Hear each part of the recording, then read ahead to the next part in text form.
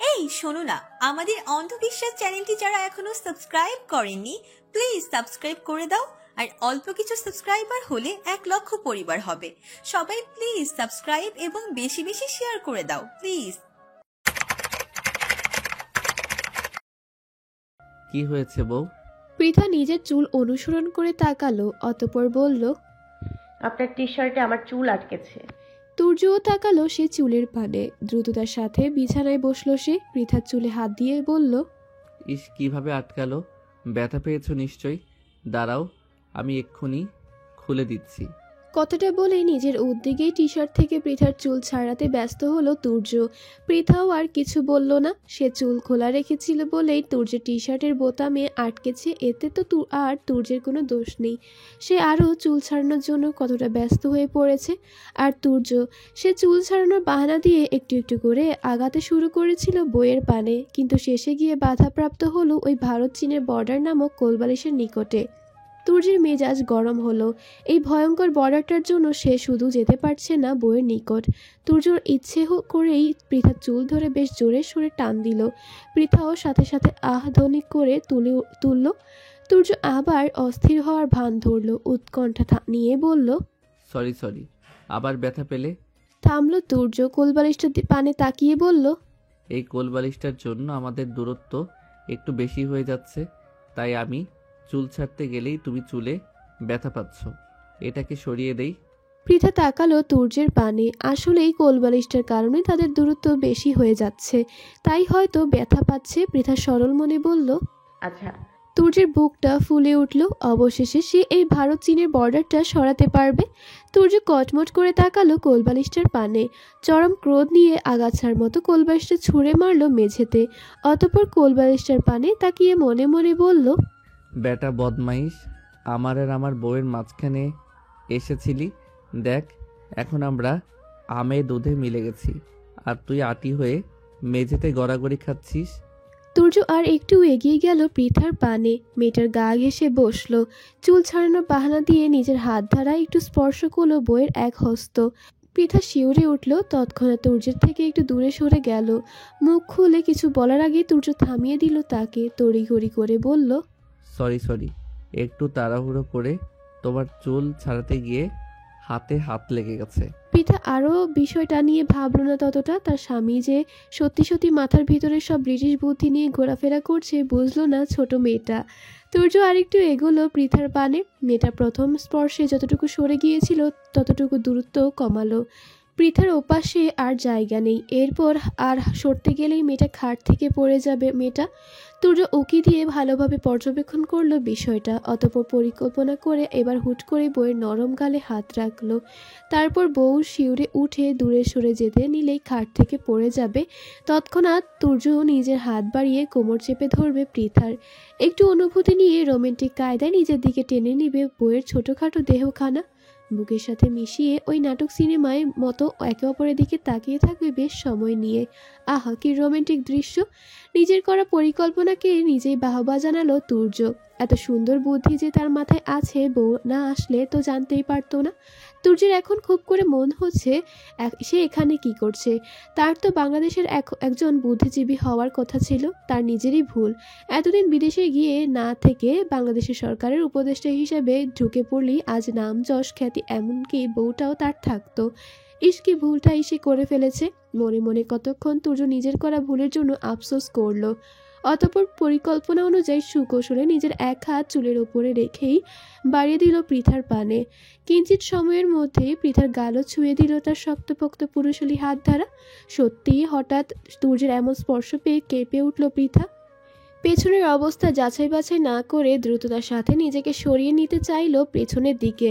তুর্যের পরিকল্পনা মাফিক মেয়েটা পড়ে যেতেও নিল খাট থেকে। তুর্য ভীষণ আবেগ নিয়ে নিজের এক হাত বাড়িয়ে দিয়ে ধরতে চাইল বইয়ের নরম কোমরখানা, কিন্তু ধরতে আর পারল না। ঠিক তখনই তাদের বন্ধ দরজায় টোকা পড়ল। না চাইতেও তুর্যের কান সেদিকে চলে গেল। আর এইটুকুতেই ঘটে গেল মহা বিপত্তি।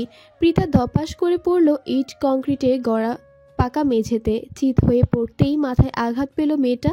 সাথে সাথে তুর্যের টি শার্টে পেঁচিয়ে থাকার চুলগুলোও ছিঁড়ে গেল চরচর ধ্বনি তুলে।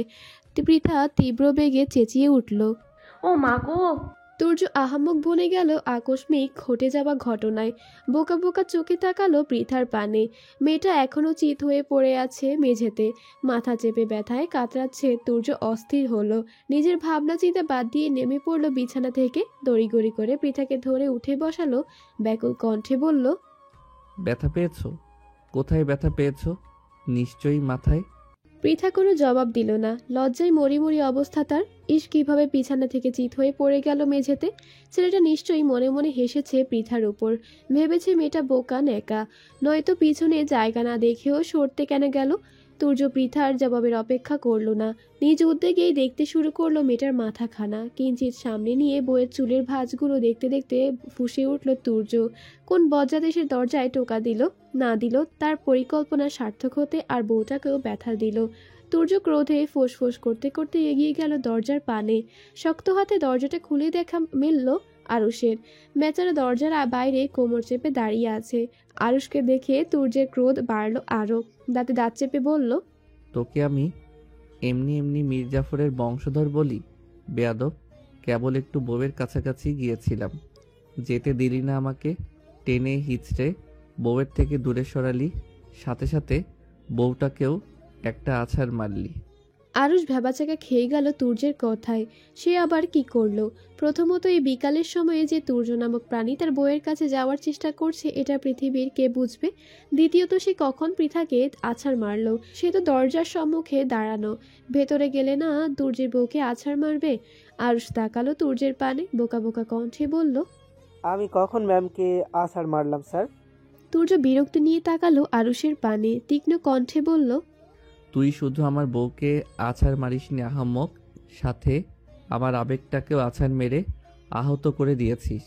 আর একটু হলেই বউটাকে বুকে নিতাম, নিতে দিলি না। থামলো তুর্য, আবার বলল, তোর কলিজা আমি ভাজা ভাজা করব বেয়াদব। তোর সাথে আমি এক জঙ্গি নারীর বিয়ে দেব, তারপর তোর বউ সহ তোর পেটে বোম বেঁধে ছাদে ঝুলিয়ে রাখবো। বরাবর মতোই তুর্যের কথায় কোনো তাল ঠিক পেল না আরুষ। শুধুমাত্র মস্তিষ্কে হানা দিল দুটো কথা, প্রথমত জঙ্গি নারীর সাথে বিয়ে, আর দ্বিতীয়ত বউ সহ পেটে বোম বেঁধে ছাদে ঝুলিয়ে রাখার বিষয়টা। এই তুর্য নামক ভয়ানক প্রাণীর দ্বারা সব সম্ভব। পেটে বোম বেঁধে রাখা কেন, বোম পেটে কেটেও ঢুকিয়ে দিতে পারবে এ। আরুষের মুখশ্রী চুপসে গেল, কাদো কাদো হয়ে বলল, স্যার, আমি আর কখনো আপনার কলিজায় আঘাত মারব না। তবু আমাকে ওই জঙ্গি ফঙ্গির সাথে বিয়ে দিবেন না, ওরা শুধু ভয়ানক হয়।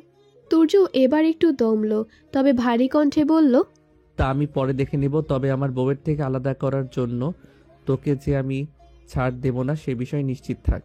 যাই হোক, এই অসময়ে এসে আমার কলিজা সহ বউটাকে আশ্রাশ্রী কেন করলি বল? আরুষ একটু হলেও স্বস্তির নিঃশ্বাস ফেলল। যাক, তুর্য একটু তো স্বাভাবিক পর্যায়ে এসেছে, নয়তো ভেবেছিল আজ এই মুহূর্তেই না এই লোক ওকে মাটির মধ্যে গেড়ে টেড়ে দেয়। আরুষ একটু কেশে গলা পরিষ্কার করলো, কণ্ঠ কিছুটা স্বাভাবিক করে বলল, স্যার, শাহিন মির্জার লোকেরা ঝামেলা করছে আবার। আমরা রাজশাহী থেকে ঢাকায় ফিরেছি শুনেই আবার ঢাকায় চলে এসেছে। তুর্য মুখ বাঁকালো, কটমট করে বলল, তা তো আসবেই। ও বেটা শাহিন মির্জা তো আগেই নিজের বউকে মেরেছে, এখন নিজের বউয়ের কাছে যেতে পারছে না, বউয়ের থেকে আদর সোহাগ কিছু পাচ্ছে না, তাই আমাকেও পেতে দিতে চাইছে না। থামলো তুর্য, হতাশ কণ্ঠে বলল, সবই হিংসে আরুষ, সবই হিংসে। আরুষ মনে মনে বিরক্ত হলো ভীষণ। এমন এক জটিল বিষয় নিয়ে তুর্যের এত হেয়ালি আসছে কোথা থেকে? লোকটা কি জানে না সে আগুন নিয়ে খেলছে? একটু পান থেকে চুন খসলেই বিপদ। নিজের মনের বিরক্তি নিয়েই মনে চেপেই আরুষ বলল, কিন্তু আমরা এখন কি করব স্যার? তুর্য তেমন ভাবলো না বিষয়টা নিয়ে, গা ছাড়া ভাব নিয়ে বলল, সবগুলোকে তুলে আমার আস্তানায় বেঁধে রাখ, আমি রাতে বউকে ঘুম পাড়িয়ে রেখে চলে আসব। আরুষ মনে মনে ভেঙচি কাটলো তুর্যের কথায়, বিড়বিড়িয়ে বলল, বউ দেয় না পাত্তা, তাকে আবার ঘুম পাড়িয়ে আসবে। তুর্য ঠিক শুনল না আরুষের নিচু কণ্ঠে বলা কথাগুলো, তাই আবার সে জিজ্ঞাসা করলো। কি বললি তুই? আরুষ থতমত খেয়ে গেল, আমতামতা করে বলল, কই কিছুই না তো, এখন আসছি আমি। কথাটা বলেই তড়িৎ বেগে প্রস্থান করলো আরুষ। সে কি বলেছে একবার যদি এই লোক শোনে তাহলে কিসের জঙ্গি বউ আর বোমা হামলা, এর থেকেও ভয়ঙ্কর কিছু ঘটে যাবে। তার থেকে জান নিয়ে পালানো শ্রেয়। রাত গভীর, চারদিকটা নীরব নিস্তব্ধতায় ছেয়ে গেছে। বাইরে শুধু শোনা যাচ্ছে নিশাচর প্রাণীদের হাঁকডাক। তুর্য কেবলই বাড়ি ফিরেছে নিজের কাজ শেষে। বউকে ঘুম পাড়িয়ে রেখে কাজে যাওয়ার কথা থাকলেও যেতে হয়েছিল তাকে তাড়াতাড়ি। ওদিকে একটু বেশি গোলমাল বেঁধে গিয়েছিল। আরুষরা শাহিন মির্জার লোকদের তুলতে গিয়ে মারামারিতে আবদ্ধ হয়েছিল। সেই মারামারি থামাতেই আবার তাড়াহুড়ো করে বেরিয়ে পড়তে হয়েছিল তাকে।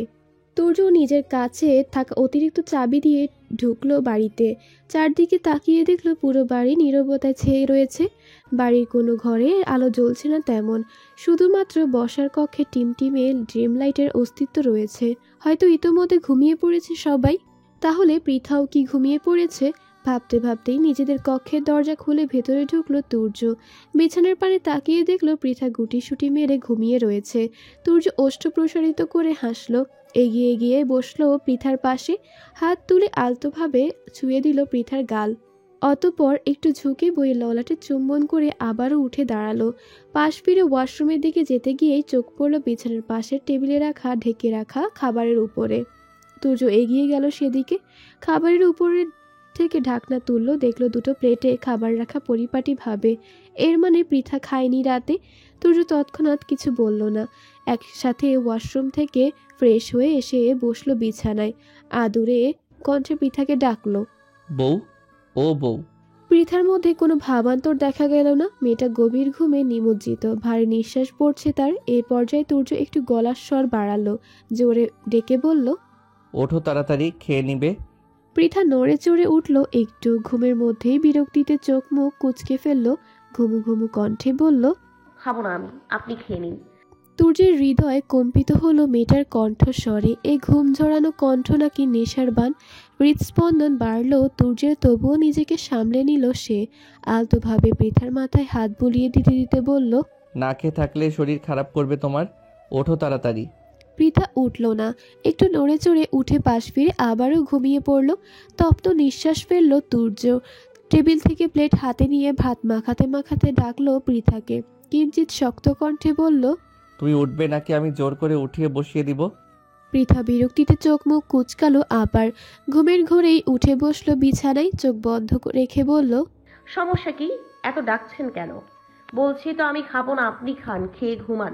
ব্যাস। এক নিঃশ্বাসে কথাগুলো বলেই আবার মেয়েটা শুয়ে পড়তে নিল বিছানায়। তুর্য এক হাত বাড়িয়ে আটকে দিল পৃথাকে, শাসনের সুরে বলল, না খেয়ে একদম শুবে না তুমি। পৃথাও আর কিছু বলল না। এতক্ষণে এটুকু সে বেশ ভালোভাবে বুঝেছে যে সে না খেলে তুর্য ঘুমাতে দিবে না।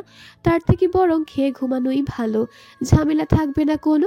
তুর্য ততক্ষণে ভাত মেখে হাতে লোকমা নিয়ে ধরল পৃথার মুখের সম্মুখে। মেয়েটাও কোনো বিরক্তি না করে খেয়ে নিল কয়েক লোকমা। অতঃপর ঠাস করে বিছানায় শুয়ে পড়ল। বিরক্তি ভরা কণ্ঠে বলল, আর খাবো না, এখন আমাকে ঘুমোতে দিন। তুর্য খাওয়া নিয়ে আর জোরাজুরি করলো না। অল্প খেলেও খেয়েছে তো। টেবিল থেকে এক গ্লাস পানি তুলে সে আবার ডাকলো পৃথাকে, বলল, পানি খেয়ে ঘুমাও বউ। পৃথা আধশোয়া হয়ে বসলো। স্বামীর হাত থেকেই একটু পানি পান করে আবারও শুয়ে পড়ল। তুর্য হাসলো ওষ্ঠ প্রসারিত করে। বউটা তার ভীষণ ঘুম কাতুরে। এতক্ষণ যদি তাকে নিয়ে কেউ এভাবে টানাটানি করত, ঘুম সেই প্রথম দিকেই উবে যেত। তুর্য আবারও হাসলো, হাত বাড়িয়ে মুছিয়ে দিল পৃথার মুখে। অতঃপর নিজেও খেতে শুরু করলো ওই প্লেট থেকেই।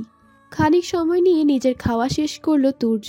খাবার প্লেটগুলো গুছিয়ে লাইট বন্ধ করে শুয়ে পড়লো বিছানায় পৃথার পাশেই।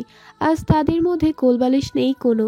থাকবে কোথা থেকে? সে কোলবালিশ তো তুর্য বাড়ি থেকে বেরিয়ে যাওয়ার আগেই সকলের অগোচরে বাইরে ফেলে দিয়ে গিয়েছিল। কিন্তু এখন যেন কেন তার মনে হচ্ছে কোলবালিশটা থাকলেই ভালো হতো। তুর্য ধীরে ধীরে নিয়ন্ত্রণহীন হয়ে পড়েছে। ভিতরে ভিতরে এক তারার পুরুষলী সত্তা নড়ে চড়ে উঠছে একটু একটু করে। একজন বিবাহিত পুরুষ মানুষ বউকে কি এক বিছানায় খুব কাছাকাছি শুয়ে আছে, এমন পরিস্থিতিতে কি তার পুরুষলী অনুভূতিগুলো হানা দিবে না? অবশ্যই দিবে। তুর্যেরও দিয়েছে, যদিও একটা সামান্য কোলবালিশ কখনো তার পুরুষলী সত্তাকে বেঁধে রাখতে পারতো না, কিন্তু মনকে তো বুঝ দিতে পারতো এটা বলে যে বউ তাদের মধ্যে প্রাচীর তুলে দিয়েছে। এই প্রাচীরের ওপাশে যাওয়া তার বারণ। তুর্যের ভাবনা চিন্তার মধ্যেই পৃথা ঘুমের ঘোরে এগিয়ে এলো তার পানে। নিজের এক হাত দ্বারা জড়িয়ে ধরল তুর্যের বেকাবু শরীরখানা। শিউরে উঠল ছেলেটা। সারা শরীরে যেন বিদ্যুৎ খেলে গেল মুহূর্তেই। এমনি এতক্ষণ নিজের ভেতরকার পুরুষালী সত্তার অনুভূতিতে অসহায় ছিল সে, আর এর মধ্যে আবার বউয়ের স্পর্শ। পৃথার শরীরটা একদম লেগে আছে তুর্যের শরীরের সাথে। মেয়েটা প্রতিটি ভারী নিঃশ্বাস জাগিয়ে তুলছে তুর্যের শরীরে লোমকূপগুলো। কি একটা অবস্থা! তুর্যের দম যেন বন্ধ হয়ে আসতে চাইছে। ঝাপটে ধরতে ইচ্ছে করছে পৃথার নরম দেহটা। মেয়েটার শরীরে প্রতিটা ভাঁজে ভাঁজে নিজের স্পর্শ এঁকে দিতে ইচ্ছে হচ্ছে। তুর্য যেন একটু বেশি বেকাবু হয়ে পড়ল আজ। নিজেকে আর সংযত রাখতে খুব কষ্ট হচ্ছে ভীষণ, কিন্তু করার যে কিছুই নেই, তাকে নিজেকে সংযত রাখতে হবে। এই মুহূর্তে অনুভূতির জোয়ারে ভেসে গিয়ে পৃথার সাথে জোর জবরদস্তি করলে তাদের সম্পর্কের অবনতি বই উন্নতি হবে না। মেয়েটার মনে তুর্য সম্পর্কে বাজে ধারণা সৃষ্টি হবে। আজকে এক রাতের জন্য নিয়ন্ত্রণহীন হয়ে পড়লে হয়তো পরে দেখা যাবে কখনো তাকে মেনেই নিতে পারল না পৃথা। তপ্ত নিঃশ্বাস ফেলল তুর্য। নিজের শরীর থেকে পৃথার হাতটা সরিয়ে নিয়ে খুব সাবধানে নেমে পড়ল বিছানা থেকে। নিঃশব্দে গিয়ে দাঁড়ালো বারান্দায়। জোরে জোরে কয়েকটা নিঃশ্বাস নিয়ে নিজেকে ধাতস্থ করার চেষ্টা চালালো, কিন্তু পৃথাকে ছেড়ে এখানেও ভালো লাগছে না। মানসিক শান্তি পাচ্ছে না, নিজেকে অসহায় লাগছে। এত বছর এত অপেক্ষার পর পৃথাকে কাছে পেয়েও দূরে থাকতে ইচ্ছে হচ্ছে না। কি এক যন্ত্রণার মধ্যে আবদ্ধ হয়ে পড়েছে তুর্য। না পারছে সইতে আর না পারছে মুখ ফুটে বলতে। তুর্য বারান্দায়ও থাকতে পারল না। অল্প সময়ের মধ্যেই আবারও বিছানায় চলে এলো। শুয়ে পড়ল পৃথার পাশে। মেয়েটার পানে মুখ ফিরিয়ে অসহায় কণ্ঠে বলল, এত কেন পোড়াচ্ছ আমাকে বউ? ওই 7 বছরের জন্য, যে 7টা বছরে তোমার কোনো অনুভূতি ছিল না। ওই 7 বছর তো তোমার কোনো কষ্ট হয়নি, কারণ তুমি জানতেই না আমাদের বিয়ের কথা। জেনেছো মাত্র কয়েকদিন আগে। সেই কয়েকদিন আগে জেনেই দীর্ঘ 7 বছরের জন্য অভিমান করে বসলে, অথচ আমি তো পুরো 7টা বছরই তোমার জন্য ছটফটিয়ে কাটিয়েছি। নিজের সাথে নিজে যুদ্ধ করেছি, তোমাকে পাওয়ার অপেক্ষায় প্রহর গুনেছি, কিন্তু শেষ অবধি কেউ আমাকে বুঝলো না। এমনকি তুমিও বুঝলে না। আমাকে তোমরা কেন বুঝলে না বউ? উপাস থেকে উত্তর এলো না কোনো। আসবে কিভাবে? পৃথা তো ঘুমাচ্ছে, গভীর ঘুমে নিমজ্জিত সে। তুর্যের বলা কোনো কথাই তো কর্ণে পৌঁছায়নি তার। আচ্ছা, মেয়েটা যদি এই মধ্যে রাতে তুর্যের এই কাতর কণ্ঠের বাক্যগুলো শুনতো, তারপরেও কি অভিমান নিয়ে বসে থাকতে পারতো? হয়তো পারতো, আবার হয়তো পারতো না। তপ্ত নিঃশ্বাস ফেলল তুর্য। একটু এগিয়ে পৃথাকে জড়িয়ে নিল নিজের সাথে। হৃদয়ে স্থান পাওয়া অনুভূতিদের সাথে হাজারটা যুদ্ধে লড়াই করতে করতেই দুই চোখ বন্ধ করলো ছেলেটা। সকালের আলো ফুটেছে চারিদিকে। সূর্যটা ধীরে ধীরে নিজের উজ্জ্বলতা ছড়িয়ে দিতে শুরু করেছে। রাতের নিস্তব্ধতায় ঘেরা শহরটাও ধীরে ধীরে তার ব্যস্তময় পরিচিত রূপে ফিরে এসেছে। চারিদিকের কোলাহল ধ্বনিতে ঘুমটা ভেঙে গেল পৃথার। একটু নড়ে চড়ে উঠতেই নিজেকে আবিষ্কার করলো কারো শক্তপোক্ত পুরুষালী বাহু বন্ধনে। পিট পিট করে চোখ খুলল পৃথা। চোখের সম্মুখে দেখতে পেল তুর্যের ঘুমন্ত মুখশ্রী। ছেলেটা কেমন আষ্টেপৃষ্টে তাকে জড়িয়ে ধরে ঘুমিয়ে রয়েছে। মুহূর্তেই দু চোখ থেকে পুরোপুরি ঘুম উধাও হয়ে গেল মেয়েটার। ছিটকে দূরে সরে গেল পৃথা। ঝাঁঝালো কণ্ঠে বলল, আপনি আমার এত কাছে কেন? আর কোন সাহসে আমাকে জড়িয়ে ধরেছেন, ব্রিটিশ অসভ্য পুরুষ? পৃথার আকস্মিক ধাক্কায় হকচকিয়ে উঠল তুর্য। হুড়মুড়িয়ে বিছানায় উঠে বসল সে, কিন্তু পরক্ষণেই সকাল সকাল নিজের বউয়ের মুখ থেকে এমন ঝাঁঝালো বাক্য কর্ণে পৌঁছাতেই বিরক্ত হলো। সারা রাত কতটা যন্ত্রণায় সে কাটিয়েছে, তবুও কোনো প্রকার জোর করেনি। বউকে উল্টো নিজেকে নিয়ন্ত্রণ করেছে। অথচ সকাল সকাল কিনা সেই বউ একটু জড়িয়ে ধরার জন্য চোটপাট দেখাচ্ছে। বিরক্তিতে নাকমুখ কুঁচকালো তুর্য। অতঃপর বলল, আমি জড়িয়ে ধরিনি, বরং তুমি জড়িয়ে ধরেছ। তাকিয়ে দেখো, আমি আমার স্থানেই আছি। উল্টো তুমি তোমার স্থান থেকে সরে এসেছ। সেই গাড়ির মতো যুক্তি। পৃথার এবার সন্দেহ হলো, বরাবর কি সেই নিজের স্থান ছেড়ে তুর্যের নিকটে যায়? পৃথা সন্ধিহান সুরে প্রশ্ন করল, প্রতিবার আমি আমার নিজের স্থান থেকে সরে আপনার কাছে যাই, নাকি এর মধ্যে অন্য কোনো কারণ আছে? তুর্য অপ্রস্তুত হলো পৃথার কথায়। মেয়েটা কোনোভাবে ধরে ফেলল না তো তার কারসাজি। এলোমেলো দৃষ্টি ফেলল তুর্য। আমতা আমতা করে বলল, এর মধ্যে আবার অন্য কি কারণ থাকবে? থামল তুর্য। বিছানা থেকে চট করে উঠে দাঁড়ালো সে। তাড়াহুড়ো করে বলল, আমার পেটে চাপ দিয়েছে ভীষণ, ওয়াশরুমে যেতে হবে। কথাটা বলেই এক প্রকার দৌড়ে ওয়াশরুমে ঢুকলো তুর্য। পৃথার দৃষ্টি তীক্ষ্ণ হলো। ধারালো দৃষ্টিতে সে চেয়ে রইল তুর্যের চলে যাওয়ার পানে। পৃথা ফ্রেশ হয়ে কক্ষ থেকে বেরিয়েছে অনেক আগেই। ইতোমধ্যে সকালের সাথে খাবার টেবিলেও বসে পড়েছে সে। তুর্য কিছু সময়ের মধ্যেই একদম স্যুট বুট পরে বেরিয়ে এলো কক্ষ থেকে, গলা বাড়িয়ে বলল, আমি বাইরে যাচ্ছি, কাজ আছে অনেক। তাহমিনা বেগম সাথে সাথেই কপালে ভাঁজ ফেললেন। তিনিও গলা বাড়িয়ে বললেন, খেয়ে তারপর যেদিক খুশি যা। তুর্য হন্তদন্ত হয়ে খাবার টেবিলের কাছে এলো। পৃথার প্লেট থেকে একটা শুকনো পাউরুটি তুলে মুখে পুরল, চিবুতে চিবুতে বলল, এখন আসছি। তাহমিনা বেগম আর কিছু বলবেন তার আগেই তুর্য পা বাড়ালো সম্মুখ পানে। দরজা পর্যন্ত গিয়ে আবার কি মনে করে তাড়াহুড়ো করে ফিরে এলো খাবার টেবিলের নিকট। একবার সবার দিকে দৃষ্টি বুলিয়ে একটু ঝুঁকে গেল পৃথার পানে, কণ্ঠ খাদে নামিয়ে বলল, ঠিকভাবে খাওয়া দাওয়া করবে বউ, নিজের যত্ন নিবে। আমার আজ ফিরতে একটু দেরি হবে। কথাটা শেষ করেই পরপরই আবার তাড়াহুড়ো করে বেরিয়ে গেল তুর্য। পৃথা অবাক চোখে চেয়ে রইল স্বামীর চলে যাওয়ার পানে। তুর্যের একটু আগের বলা কথাগুলো কেমন যেন একরাশ ভালো লাগার সৃষ্টি করলো তার হৃদয়ে। তাদের বৈবাহিক জীবনে একসাথে থাকা কেবলমাত্র 2 দিন, স্বামী স্ত্রীর সম্পর্কও গড়ে ওঠেনি এখনও। সে ভালো কোনো ব্যবহারও করেনি তুর্যের সাথে, অথচ ছেলেটা তার কত যত্ন নিচ্ছে। গতকাল রাতে তুলে খাইয়ে দেওয়া, এখন আবার এতটা আদুরে ভঙ্গিতে তার থেকে বিদায় নেওয়া। একটা মানুষকে ঠিক কতটা গুরুত্ব দিলে তার থেকে অবহেলা পেয়েও তার যত্ন নেওয়া যায় ভাবছে পৃথা। দুপুরে বাড়ি ফেরা হয়নি তুর্যের, তাই রাতে কাজ শেষ করে একটু তাড়াতাড়ি বাড়ি ফেরার চেষ্টায় নেমেছে সে। পৃথার সাথে সারাদিন কথা হয়নি একটুও, একটা বারের জন্য মেয়েটার ওই সুমিষ্ট কণ্ঠস্বরটা শোনা হয়নি। এইটুকু সময় মাত্র, এর মধ্যে তুর্যের মনে হচ্ছে যেন কত শত বছর ধরে পৃথার কণ্ঠ শুনছে না সে, দেখছে না মেয়েটার মায়াবী মুখখানা। ছটপট করছে হৃদয়। একটু কল করে যে মেয়েটার সাথে কথা বলবে তারও উপায় নেই। মোবাইলই তো নেই পৃথার, যদিও সে চাইলেই বাড়ির অন্য কারো নাম্বারে কল করে পৃথার সাথে কথা বলতে চাইতে পারত, কিন্তু এদের তো বিশ্বাস নেই কোনো। সব বিশ্বাসঘাতক এবং ঘসটি বেগমের বংশধর। হতে পারে সে কল করলে এরা পৃথার সাথে কথা বলতে তো দিবেই না, উল্টো এই কথা বলা নিয়েই নাজেহাল করে ছাড়বে তাকে। তাই আরও কারো নাম্বারে কল করেনি তুর্য। রাত বেশি নয়, ঘড়ির কাঁটায় টিকটিক ধ্বনি তুলে জানান দিচ্ছে রাত কেবল 8টা। তুর্যর আজকের মতো নিজের সকল কাজের অবসান ঘটিয়ে বাড়িতে ঢুকলো। বসার কক্ষ পর্যন্ত আসতেই শব্দ পেল হই হুল্লোড়ের। বাড়ির ছোট বড় সকলেই আড্ডা মিলিয়েছে এই কক্ষে। পৃথাও আছে এদের সাথে, বসে রয়েছে সোফায়। তারেক আর ইরা তার পাশেই বসে কি যেন বলছে আর সে হেসে লুটোপুটি খাচ্ছে। তুর্যের দৃষ্টি শীতল হলো, প্রশান্তিতে ছেয়ে গেল তার হৃদয়। এই মেয়েটার মুখের একটু হাসি তাকে কতটা শান্তি দেয় তা কি সে জানে? হয়তো জানে না। তুর্য মুগ্ধ দৃষ্টিতে চেয়ে রইল পৃথার হাসি মুখটার পানে। সকলে আড্ডায় এতটাই মশগুল যে এখনও তাকে খেয়াল করেনি কেউই। কিঞ্চিত সময় অতিবাহিত হলো, হঠাৎ তুর্যের মেজ চাচি কুলসুম বেগমের নজর গেল দরজার পানে। চোখ পড়ল তুর্যকে। মহিলা খানিকটা চমকালেন, অবাক কণ্ঠে বললেন, আরে তুর্য, কখন এসেছিস? আর এখানে দাঁড়িয়ে আছিস কেন? কুলসুম বেগমের কথায় হুঁশ ফিরল সবার। চমকে উঠে তাকালো তুর্যের পানে। কুলসুম বেগম উঠে দাঁড়ালেন ব্যস্ত ভঙ্গিতে, আবার বললেন, দুপুর গড়িয়ে রাতে ফিরেছিস, খাওয়া দাওয়া ঠিকমতো হয়েছে তো? তুই ফ্রেশ হয়ে আয় তাড়াতাড়ি, আমি খেতে দিচ্ছি। তুর্য হাসল কুলসুম বেগমের তাড়াহুড়ো দেখে, অতঃপর স্বাভাবিক কণ্ঠে বলল, আপনি ব্যস্ত হবেন না মেজো চাচি, আমি দুপুরে খেয়েছি, এরপর রাতের খাবারটা আপনাদের সাথেই খাবো। কণ্ঠে তোলা ধ্বনিগুলোর সমাপ্তি ঘটিয়ে তুর্য আর দাঁড়ালো না ওই স্থানে।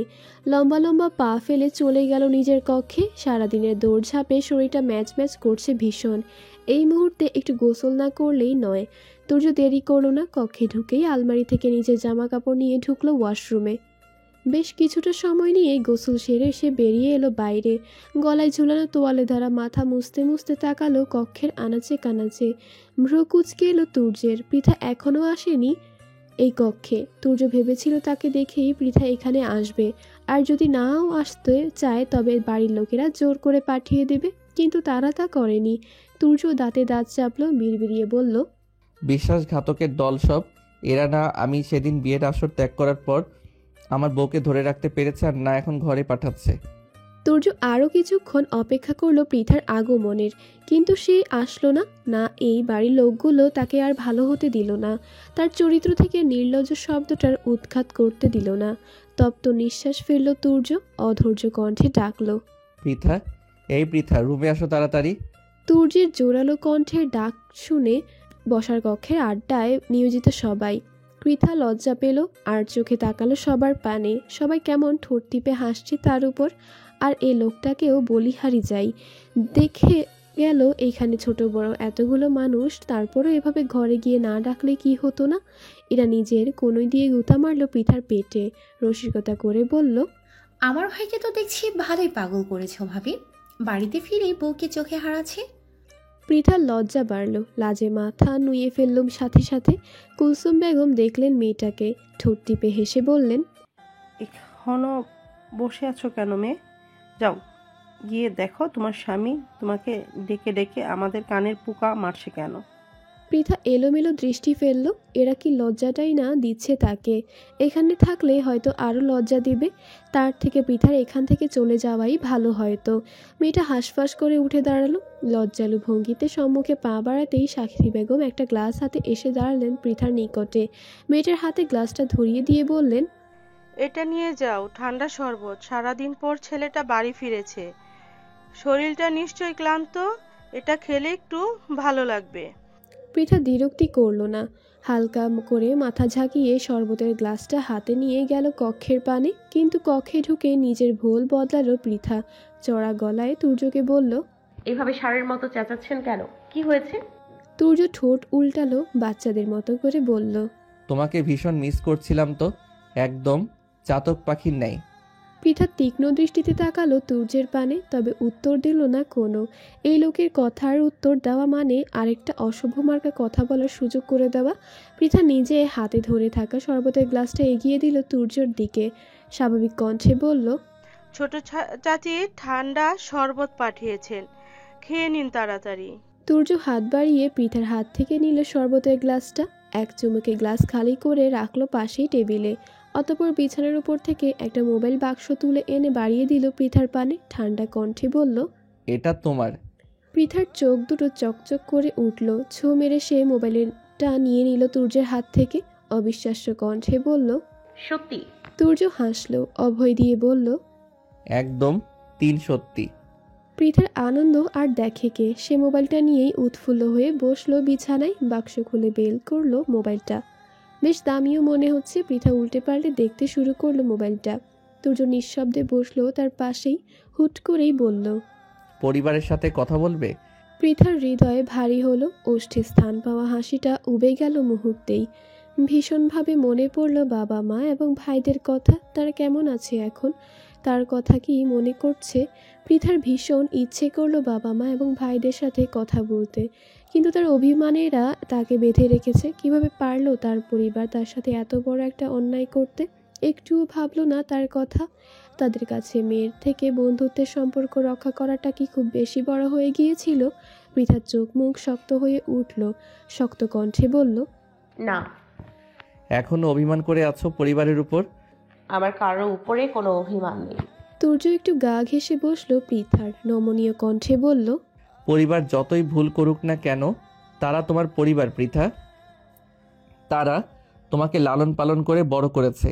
তারা যদি না থাকতো কখনোই তুমি এত সুন্দর একটা জীবন পেতে না।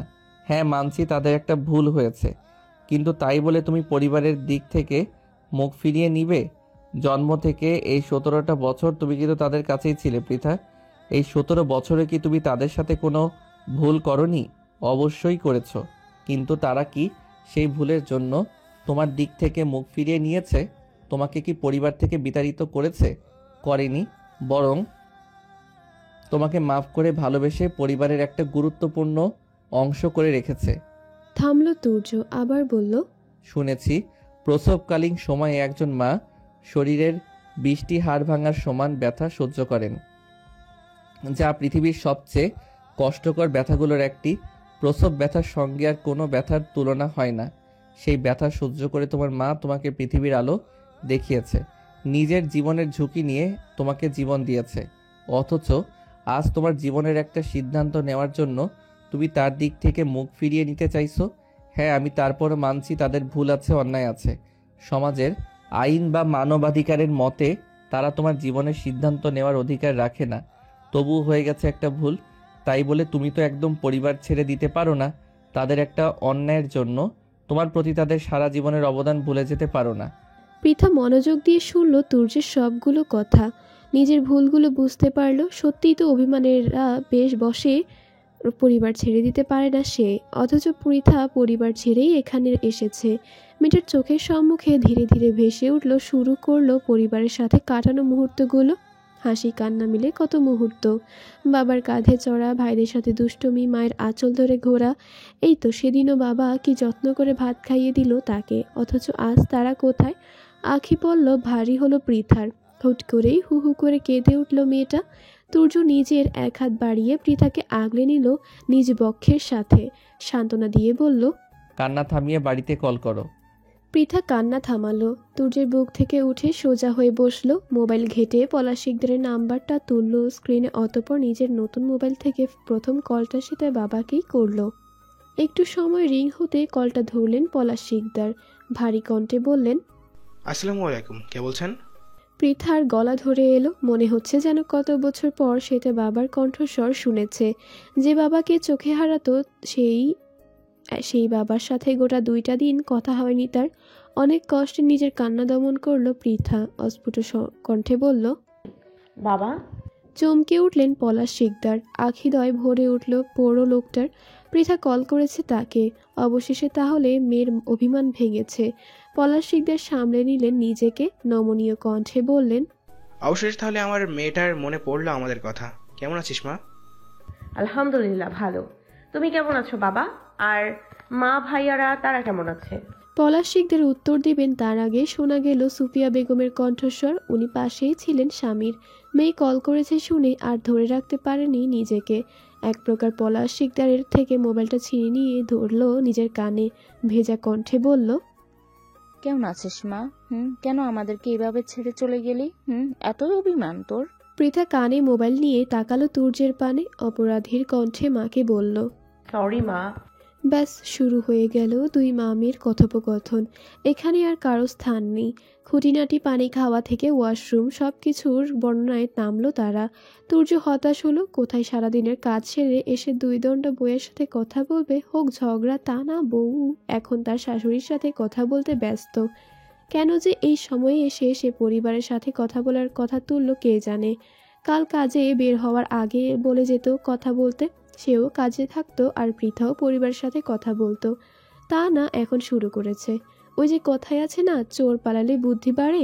তুর্যের এখন বুদ্ধি বেড়েছে, তবে এই বুদ্ধিতে লাভ নেই কোনো। সময় প্রবাহমান, সে বয়ে চলেছে নিজের গতিতে। এরই মধ্যেই কেটে গেছে বেশ কয়েকটা দিন। যদিও এই কয়েকদিন তুর্য আর পৃথার সম্পর্কের উন্নতি হয়নি তেমন। তুর্য নিজের কাজের জন্য দিনের বেশিরভাগ সময়ই বাড়ির বাইরে ছিল। শুধুমাত্র রাতে এসেছে, তাও পৃথা ঘুমানোর পর। মাঝে মাঝে পৃথা খেয়ে ঘুমালে বিরক্ত করেনি, আর না খেয়ে ঘুমালে তুলে খাইয়ে দিয়েছে। এটুকুই তাদের সাক্ষাৎ। মোবাইল একটা কিনে দিলেও তুর্যের সময়ের অভাবে দুজনের কথা হয়ে ওঠেনি তেমন। তবে এই সব কিছুর মধ্যে তুর্য একটা কাজ ভালো করেছে, তা হলো পৃথাকে রাজশাহী কলেজ থেকে এখানকার কলেজে ট্রান্সফার করিয়ে এনেছে। এখানকার কলেজেই ভর্তি করিয়ে দিয়েছে মেয়েটাকে। পৃথা কলেজে ক্লাস করা শুরু করে দিয়েছে ইতোমধ্যে। এমনি বিয়ে মান অভিমান সময় চলে গিয়েছে অনেকটা, পড়াশোনাতেও অনেক পিছিয়ে পড়েছে। সামনে HSC, এখনও যদি গাফেলতি করে তবে পরীক্ষায় ফেল করতে হবে নির্ঘাত। এরাও পৃথার কলেজের একই ক্লাসে পড়ে, শুধুমাত্র তাদের বিষয় আলাদা। তাই কলেজে যেতে কিংবা নতুন পরিবেশে মানিয়ে নিতে ততটা অসুবিধা হয়নি পৃথার। ক্লাস করা ব্যতীত 2 ননদ ভাবি সর্বদা একসাথেই সময় কাটিয়েছে। এরা তার পরিচিত অনেকের সাথে পরিচয় করিয়ে দিয়েছে পৃথার। সবটা মিলিয়ে নতুন পরিবেশেও সে বেশ ভালোই আছে। তবে ইদানিং তুর্যটা দূরে দূরে থাকছে পৃথার। গভীর রাত ছাড়া তার দেখাই পাওয়া যায় না, সারাক্ষণ শুধু কাজ আর কাজ। এত কি কাজ করে জানা নেই পৃথার। যতদূর জানে সে বাড়ির ব্যবসার কাজেই যুক্ত, কিন্তু ব্যবসার কাজ তো বাড়ির বাবা, চাচা, ভাইরাও করে। তাদের তো এত চাপ নেই, তারা দুপুরে আসে আবার রাতেও তাড়াতাড়ি আসে। তাহলে তুর্যের এত কি কাজ? মাঝে মাঝে তুর্য হীনা ভীষণ মন খারাপ হয় পৃথার। চাপা অভিমান জন্মে হৃদয়ে। কিন্তু যখন রাতে না খেয়ে ঘুমিয়ে যায় আর মাঝরাতে এসে তুর্য তাকে আদুরে কণ্ঠে ডেকে তুলে খাইয়ে দেয়, তখন সব অভিমানেরা ঝরে পড়ে। তুর্যের ক্লান্ত মুখটার পানে তাকিয়ে ভীষণ মায়া লাগে। তখন হৃদয়টা হাহাকার করে, ভীষণভাবে জিজ্ঞেস করতে ইচ্ছে হয়, আপনি কি ভীষণ ক্লান্ত? কিন্তু এই প্রশ্নটা আর করতে পারে না পৃথা। নিজের ভেতরকার অস্বস্তি বোধ, মনের প্রশ্ন মনেই রয়ে যায়। তবে পৃথা আজ ঘুমায়নি, অপেক্ষা করে রয়েছে তুর্যের আসার। বিছানায় কতগুলো বই খাতা ছড়িয়ে ছিটিয়ে তার মাধ্যমে ঘুমো ঢুলুঢুলু হয়ে বসে রয়েছে, অথচ তুর্যের আসার কোনো খবর নেই। পৃথা ঘাড় বাঁকিয়ে দেয়ালে টানানো ঘড়িটার পানে তাকালো একবার।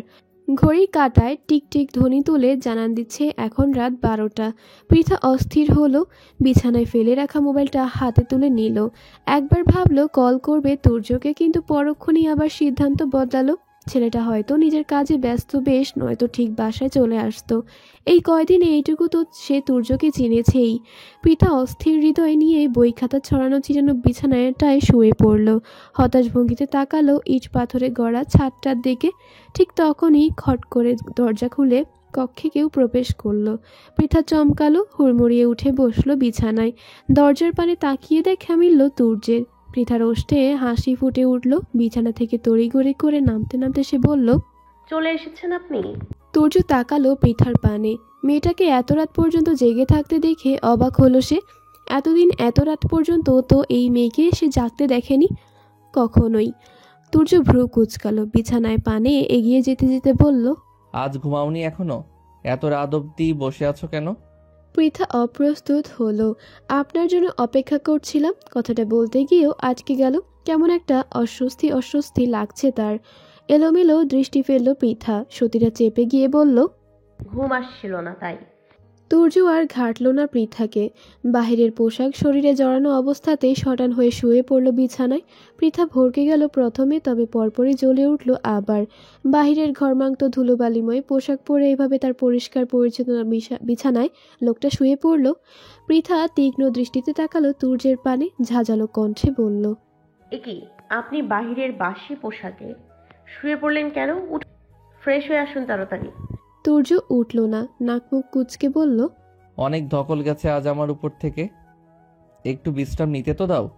পৃথা শুনল না তুর্যের কোনো কথা। ছেলেটার এক হাত টেনে বসিয়ে দিল বিছানায়, চড়া গলায় বলল, আগে ফ্রেশ হয়ে আসুন, তারপর বিশ্রাম নেবেন যান।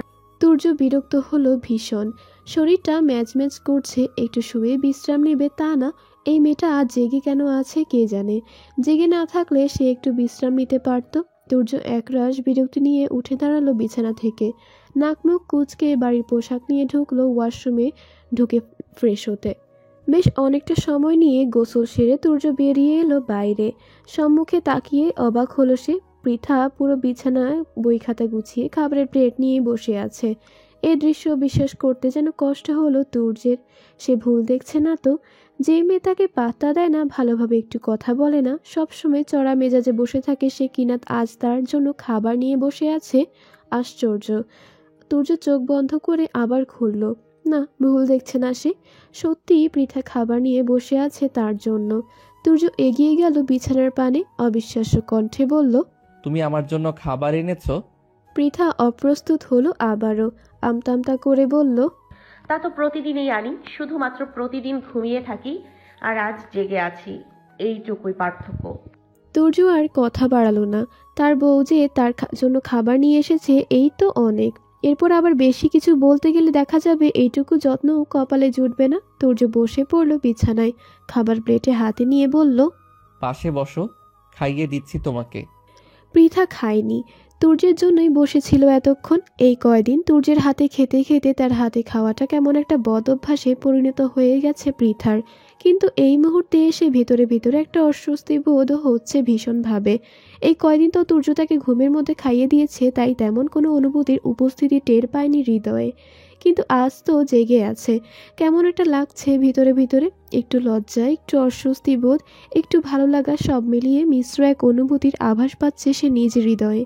পৃথা চোখ ঘুরিয়ে এদিক ওদিক তাকালো, কণ্ঠ স্বাভাবিক রাখার চেষ্টা চালিয়েই বলল, আমি খেয়েছি, আপনি খেয়ে নিন এখন।